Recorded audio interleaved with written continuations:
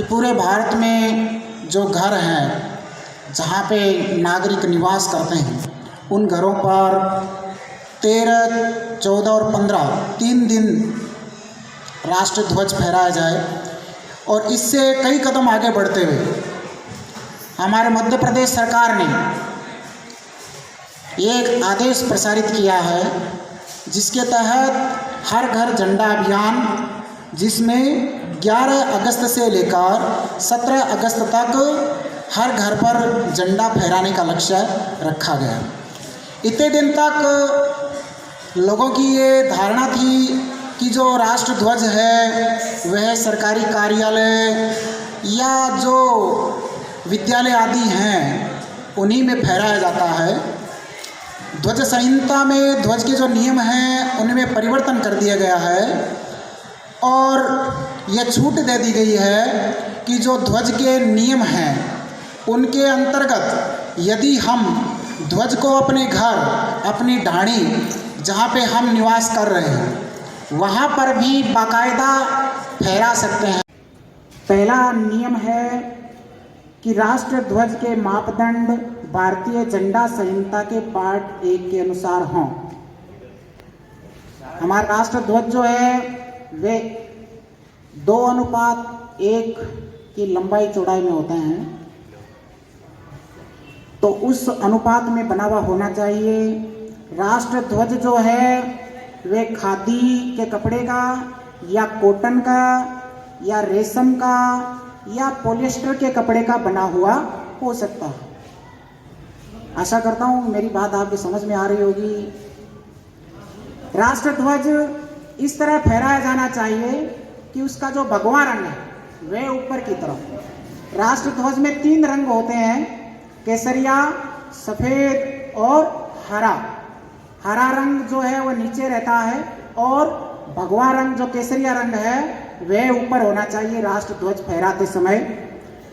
राष्ट्र ध्वज को आधे डंडे पर नहीं फहराना चाहिए, मतलब डंडा पूरा लंबा है और हम उसको राष्ट्र ध्वज को फहराते हैं तो वह बीच में हो, झंडा बीच में हो और डंडा ऊपर लटका हुआ रहे, ऐसा नहीं होना चाहिए। जो डंडा है उसके ऊपरी किनारे से राष्ट्र ध्वज फहराया हुआ होना चाहिए।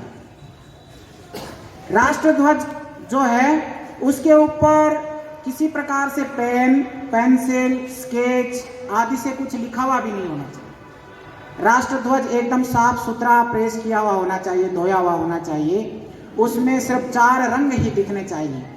चौथा रंग कौन सा होगा? नीला रंग, जो सफ़ेद रंग के बीच में चक्र बना हुआ होता है।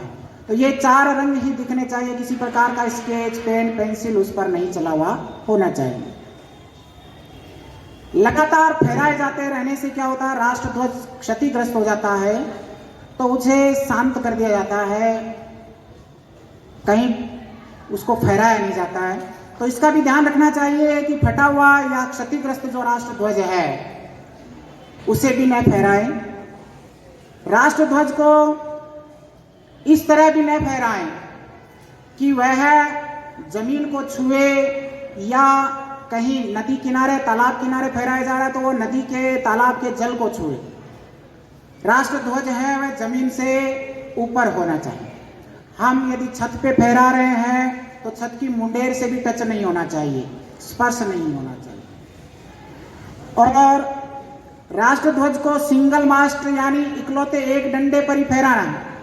कई बार क्या होता है, हमारे घर पर दूसरा झंडा लगा हुआ रहता है, किसी धर्म विशेष का हो सकता है, किसी पार्टी का हो सकता है, तो ऐसे में क्या करते हैं, उस झंडे को नीचे सरका देते हैं ना, उसके ऊपर हम राष्ट्र ध्वज को लगा देते हैं। यह भी राष्ट्र ध्वज का अपमान है। राष्ट्र ध्वज यदि फहराया जाए, लगाया जाए, तो उसके लिए अलग से ही डंडा निर्धारित हो, उसी डंडे पे लगाया जाए। यदि कहीं पर एक से अधिक ध्वज लगे हुए हैं तो ये ध्यान रखें कि वहां पर चाहे 50 ध्वज लगे हुए हों, लेकिन हमारा जो राष्ट्र ध्वज है वह उन 50 से ऊपर होना चाहिए। वो 50 ध्वज राष्ट्र ध्वज से चाहे 1 इंच भी नीचे हो, वो नीचे रहने चाहिए। राष्ट्र ध्वज को फहराते समय यह सुनिश्चित किया जाए कि झंडा फहराने से कोई व्यावसायिक लाभ अर्जित करने की स्थिति निर्मित नहीं हो रही। यानी आप राष्ट्र ध्वज फहरा रहे हैं और उससे कुछ कमाने की सोच रहे हैं, ऐसा भी नहीं होना चाहिए। राष्ट्र ध्वज को क्षतिग्रस्त होने, गंदा होने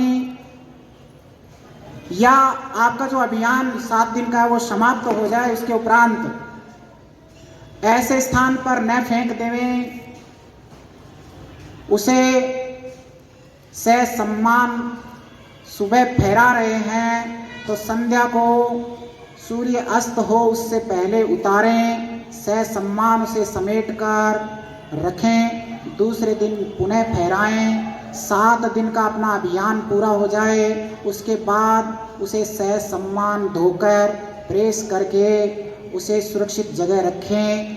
अगले अभियान के लिए या अगला कोई राष्ट्रीय त्यौहार आता है उसके लिए।